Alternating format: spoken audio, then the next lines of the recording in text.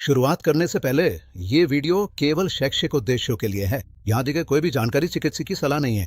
अगर आपको कोई स्वास्थ्य संबंधी समस्या है या आप गर्भवती हैं तो कृपया ये अभ्यास शुरू करने से पहले अपने डॉक्टर से सलाह लें। अगर आपको कभी चक्कर आए या अस्वस्थ महसूस हो तो तुरंत अभ्यास बंद कर दें। आपकी बाईं और दाईं नाक फिलहाल एक जैसा काम नहीं कर रही है। पिछले 1 घंटे में आपकी मुख्य नासिका आपके जाने बिना और आपकी अनुमति के बिना 90 मिनट के नासिका चक्र यानी अल्ट्रेडियन रिदम के हिस्से के रूप में बदल गई है। जब आपकी बाईं नासिका प्रमुख होती है तब आपका दायां मस्तिष्क अधिक सक्रिय होता है, जो रचनात्मक, अंतर्मुखी और समग्र रूप से प्रक्रिया करने वाला मस्तिष्क है। जब आपकी दाहिनी नासिका प्रमुख होती है तब आपका बायां मस्तिष्क अधिक सक्रिय होता है, जो विश्लेषणात्मक, तार्किक और क्रमबद्ध प्रक्रिया करने वाला मस्तिष्क है। वैदिक ऋषियों ने संबंध को समझा था। उन्होंने हजारों साल पहले इसी आधार पर श्वास लेने की एक तकनीक विकसित की थी और आधुनिक न्यूरोविज्ञान ने अब इस बात की पुष्टि की है।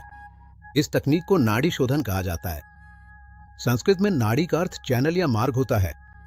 शोधन का अर्थ शुद्धिकरण या स्पष्टता होता है। नाड़ी शोधन का अर्थ है ऊर्जा चैनलों का शुद्धिकरण, खास तौर पे एड़ा बाईं चंद्रमयी शांत करने वाली चैनल और पिंगला दाईं सौर सक्रिय करने वाली चैनल। इस तकनीक का उद्देश्य इन दोनों चैनलों को संतुलित करना है। आधुनिक भाषा में कहें तो स्वायत्त नर्वस सिस्टम की सिंपैथेटिक और पैरासिम्पैथेटिक शाखाओं को संतुलित करना। यही है तकनीक। अब मैं आपको पूरी निर्देशिका दूंगा। आराम से बैठें, पीठ सीधी रखें, लेकिन ना तो कठोर हो न ही झुकी हुई। अपना दायां हाथ सही स्थिति में लाएं। आपकी दाहिनी तर्जनी और मध्यमा उंगली दाहिने अंगूठे के आधार पर आराम करेंगे। आपका दाहिना अंगूठा दाहिना नथुना बंद करेगा। आपकी दाहिनी अनामिका बायां नथुना बंद करेगी।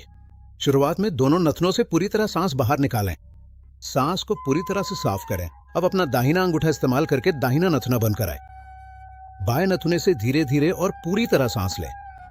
अंदर ही अंदर चाल तक गिनें। शांत समान यानी बेफिक्र रहे। दोनों नथुने बंद करें। सांस को हल्के से होते 2 तक गिने। अब दाहिना नथुना खोया। अपनी अनामिका से बायां नथुना बंद रखें। दाहिने नथुने से पूरी तरह सांस बाहर निकालें। 4 तक गिने। अब दाहिने नथुने से सांस वे। 4 तक गिने। दोनों नथुने बंद करें। 2 तक गिने। अब बायां नथुना खोले, दाहिना नथुना बंद रखें। बाएं नथुने से सांस बाहर निकालें। 4 तक गिने। ये एक पूरा चक्र है। 5 चक्रों से शुरुआत करें। आने वाले दिनों में धीरे धीरे 10 तक पहुंचे। ये शुरुआत के लिए अनुपात में है। 4 गिनती सांस, 2 गिनती रोकें, 4 गिनती बाहर। सरल, स्थिर और पहले दिन से प्रभावी। जैसे जैसे आपकी प्रैक्टिस हफ्तों में गहरी होती जाएगी, आप बाहर की सांस को लंबा करेंगे। अब 4 गिनती सांस लें, 4 गिनती रोकें और 8 गिनती में सांस बाहर निकालें। लंबा बाहर का श्वास, जो अंदर की सांस से 2 गुना लंबा है, वो समान अनुपात की तुलना में पैरासिम्पैथेटिक नर्वस सिस्टम को अधिक शक्तिशाली तरीके से सक्रिय करता है। शोध से पता चलता है कि हृदय की धड़कन की परिवर्तनशीलता बढ़ती है। तनाव के लक्षण कम हो सकते हैं। मन शांत हो जाता है। परंपरागत अभ्यास में एक उन्नत अनुपात का उपयोग किया जाता है। 1 भाग सांस, 4 भाग रोकना, 2 भाग बाहर। 4 की गिनती के आधार पर यह है 4 गिनती सांस, 16 गिनती रोकना, 8 गिनती बाहर। महत्वपूर्ण सुरक्षा चेतावनी। बिना महीनों तक धीरे धीरे तैयारी किए, और सबसे अच्छा तो यह है कि योग्य प्राणायाम शिक्षक के सीधे मार्गदर्शन के बिना उन्नत अनुपात का प्रयास न करें। लंबे समय तक रोकने से गहरी शारीरिक प्रभाव पड़ती है, जिसके लिए तैयार नर्वस सिस्टम जरूरी है। अगर आप किसी भी समय चक्कर, घबराहट या अस्वस्थता महसूस करें तो तुरंत रुक जाएं और अपनी प्राकृतिक सांस पर लौट आएं। जब आप नाड़ी शोधन का अभ्यास करते हैं तो एड़ा और पिंगला क्या करती हैं? एड़ा बाईं नाड़ी ठंडक, शांति और अंतर्मुखी ऊर्जा वहन करती है। ये पैरासिम्पैथेटिक नर्वस सिस्टम आराम और पाचन, रोग प्रतिरोधक क्षमता की सक्रियता, मरम्मत और पुनर्प्राप्ति से जुड़ा हुआ है। जब बायां नाक से सांस लेने वाला चैनल सक्रिय होता है तब पैरासिम्पैथेटिक शाखा अधिक सक्रिय रहती है। पिंगला दाहिनी नाड़ी गर्मी, सक्रियता और बाहर की दिशा में जाने वाली ऊर्जा को वहन करती है। यह संवेदनात्मक नर्वस सिस्टम सतर्कता, तैयारी और मेटाबॉलिज्म की गति से जुड़ा हुआ है। जब दायां नाक से सांस लेने वाला चैनल सक्रिय होता है तब संवेदनात्मक शाखा अधिक सक्रिय रहती है। जब दायां नाक से सांस लेने वाला चैनल सक्रिय होता है तब संवेदनात्मक शाखा अधिक सक्रिय रहती है। नाड़ी शोधन में दोनों नाड़ियों को जानबूझकर सचेत रूप से और बार बार बदला जाता है जब तक कि दोनों संतुलित न हो जाएं। योगिक परंपरा में कहा जाता है कि जब ईड़ा और पिंगला पूरी तरह संतुलित हो जाती हैं, तब सुषुम्ना मध्य नाड़ी खुलती है। आधुनिक भाषा में कहें तो स्वायत्त तंत्रिका तंत्र सर्वोत्तम संतुलन पर पहुंचता है। हृदय गति में उच्च विविधता और अधिकतम शारीरिक अनुकूलन क्षमता प्राप्त होती है। क्लिनिकल अनुसंधान बहुत ही प्रभावशाली है।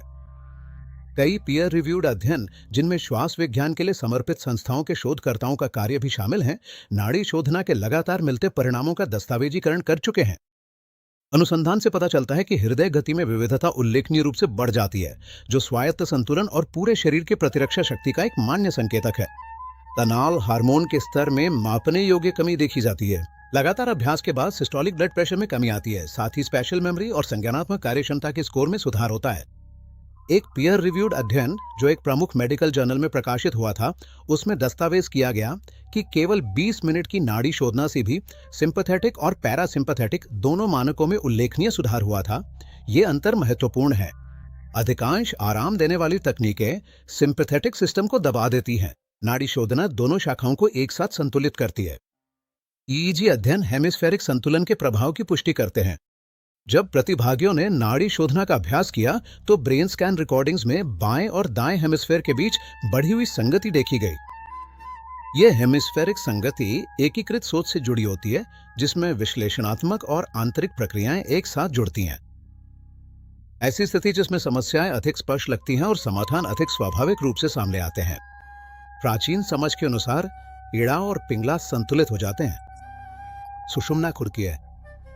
आधुनिक न्यूरोसाइंस की भाषा में हेमिस्फेरिक संगति बढ़ जाती है, ऑटोनॉमिक संतुलन पुनः स्थापित होता है। ये है 8 हफ्तों का अभ्यास प्रोटोकॉल। पहले और दूसरे हफ्ते 4-2-4 के अनुपात में 5 चक्र, सिर्फ सुबह नाश्ते से पहले।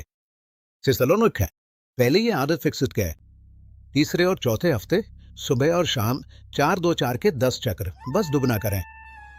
नर्वस सिस्टम अनुकूलन शुरू करता है। 5वें और 6ठे हफ्ते सुबह और शाम 4-4-8 के 10 चक्र, लंबा सांस छोड़ने का भाग शुरू होता है, अंतर महसूस के। 7वें और 8वें हफ्ते सुबह 4-4-8 के 15 चक्र और शाम को 4-2-4 के 10 चक्र। सुबह गहराई, शाम को स्थिरता। 8 हफ्तों की लगातार प्रैक्टिस के बाद, जो कई पीयर रिव्यूड अध्ययनों से समर्थित है, ऑटोनॉमिक बैलेंस के संकेतों में उल्लेखनीय सुधार होता है और जब तक प्रैक्टिस जारी रखी जाती है तब तक वो सुधार बना रहता है। मुख्य सीख ये है कि नाड़ी शोधन आराम के लिए किया जाने वाला व्यायाम नहीं है। ये ऑटोनॉमिक नर्वस सिस्टम को कैलिब्रेट करने का एक विशेष साधन है। हर रोज सुबह 10 मिनट की प्रैक्टिस से लगातार 4 हफ्तों की प्रैक्टिस में हृदय गति की विविधता, तनाव के हार्मोन का स्तर, ब्लड प्रेशर और हेमिस्फेरिक कोहेरेंस में मापे जा सकने वाले बदलाव देखे जा सकते हैं। आगामी एपिसोड में भ्रामरी यानी हुमिंग बी, श्वास और नाइट्रिक ऑक्साइड के उत्पन्न होने का अद्भुत विज्ञान, वेगल नर्व स्टिमुलेशन और ये कि ये दवा के बिना चिंता को दूर करने के लिए सबसे तेज और प्रभावी श्वास साधन कैसे हो सकता है, इसकी चर्चा होगी। याद रखें, ये वीडियो केवल शैक्षिक उद्देश्य के लिए है। हमेशा अपनी खुद की आरामदायक क्षमता और सीमा में ही अभ्यास करें। मैं आपको वहां मिलूंगा।